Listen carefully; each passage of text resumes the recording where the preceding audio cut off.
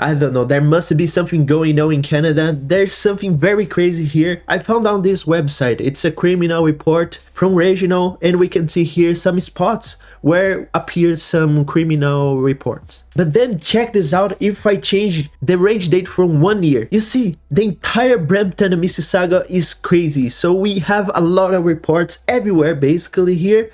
No spot is safe on those two cities in Canada.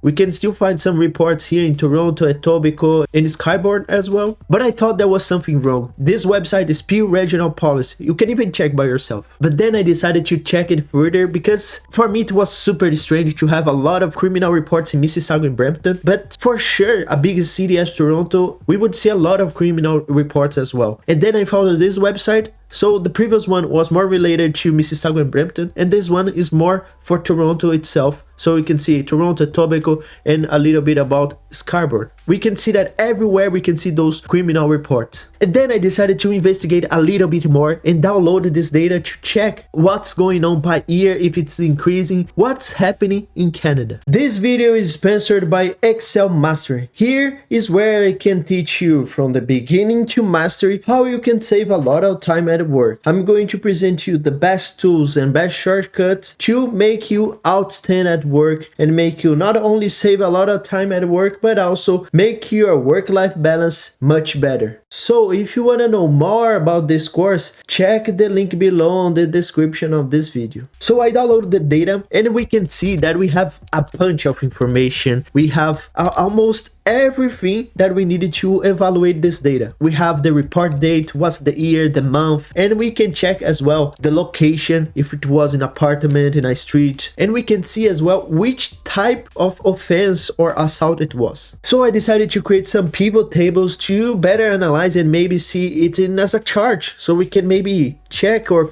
try to figure out what's going on, if it's bad or worse, or maybe if it's not that bad. So I'm going to use a pivot table from a table, and my table, and the table name is table 1. So I want to check the report by year to maybe to try to understand if it's increasing. So the first thing that I'm going to drag here is the year report and the object ID. But if you see, we have some crazy numbers because it's summing the ID from those reports. So I'm going to click here on this drop down list, click on values, and instead of sum, I'm going to choose count. What I can do as well, I can select this data and go here in home and change to comma style, so I can maybe better see those numbers in a different style. And now I can choose to create a chart. I can go insert on the top ribbon, and then I can maybe choose the lines. So it seems that not that bad for 2024, but then if we compare 2021 to 2023, we can see a huge increase on the numbers of assaults. But then let's check a little bit further. If I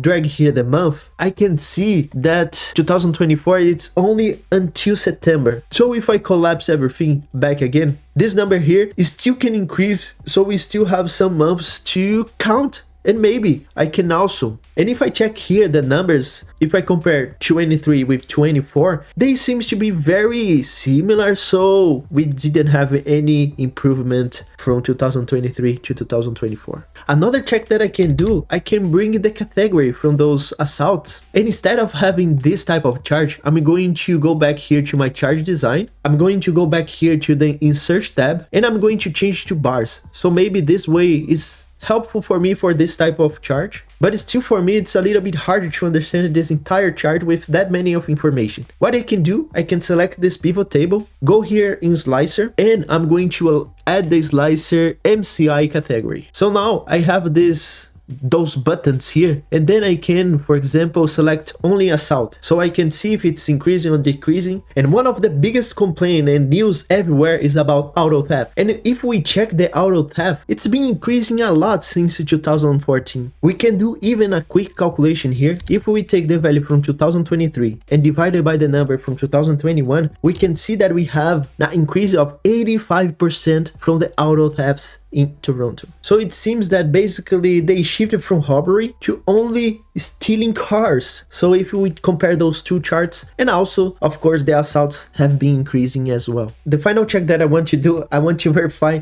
which is the worst neighborhood from Toronto. I brought here the information from the neighborhoods and also in how many reported crimes we have for each of those neighborhoods. We also have already here my chart I can right click here on any filter that I want, right click, filter, and I can choose the top 10. I can even change here how many entities or items I want you to show.